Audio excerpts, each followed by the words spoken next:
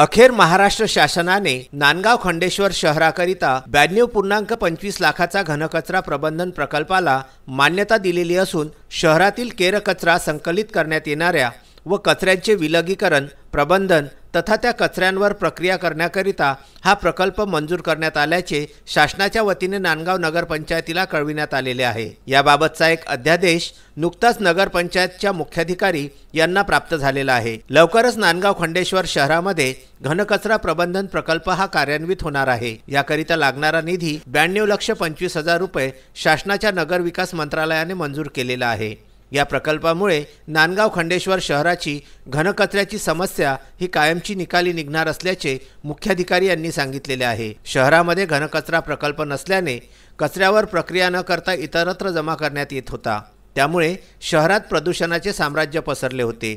तसेच यामुळे नागरिकांच्या आरोग्याला सुद्धा धोका हा निर्माण झालेला होता। या सर्व समस्येवर उपायांकरिता नांदगाव खंडेश्वर नगरपंचायतच्या मुख्याधिकारी सोनाली यादव यांनी राज्य शासनाला याबाबतचा एक प्रस्ताव सादर केलेला होता।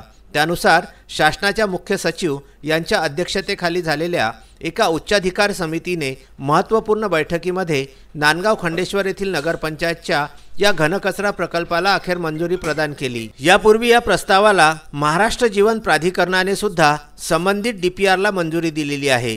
केंद्र व राज्य शासनाकडून मंजूर झालेल्या या निधीमधून 32,29,000 रुपये केंद्र सरकार, 21,53,000 रुपये राज्य सरकार हे देणार आहेत।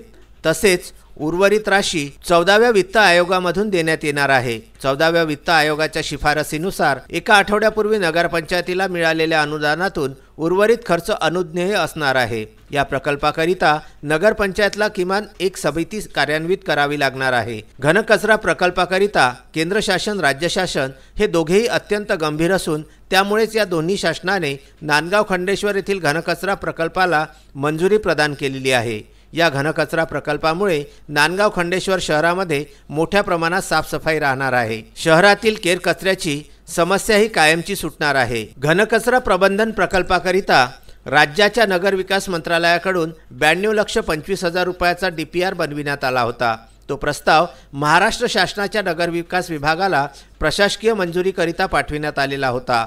त्याच्या मंजुरीकरिता सतत पाठपुरावा करण्यात आल्याने या प्रस्तावाला नगर विकास मंत्रालयाने नुकतीच मंजुरी दिलेली आहे व येत्या काही दिवसातच याबाबत निविदा प्रक्रिया राबविली जाणार आहे, असे मुख्याधिकारी नगरपंचायत सोनाली यादव यांनी सांगितलेले आहे। VCN न्यूजने सुद्धा नांदगाव खंडेश्वर येथील कचऱ्याची समस्या ही आपल्या वृत्ताच्या माध्यमातून संपूर्ण जनतेपर्यंत पोहोचविली होती। हा एक प्रकारे VCN न्यूजचा इम्पॅक्ट म्हणावा लागेल। नांदगाव खंडेश्वर येथून उत्तम ब्राह्मणवाडे यांचा हा वृत्तांत।